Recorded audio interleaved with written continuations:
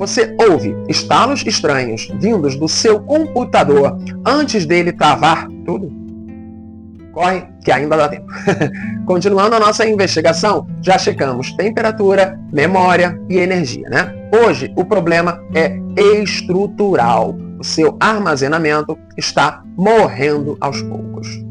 Discos rígidos possuem agulhas mecânicas. Segundo estudos da Backblaze sobre falhas de hardware, a degradação mecânica gera bad blocks, que nada mais são do que setores físicos danificados no seu HD.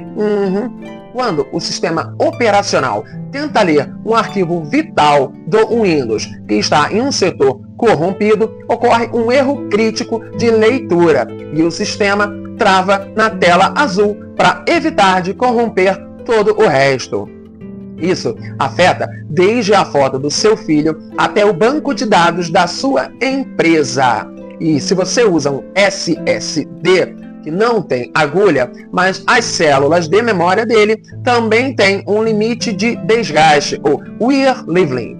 A dica de ouro é manter o backup sempre em dia. Mas e quando o HD está 100% saudável, as peças são novas e ele continua reiniciando, hein?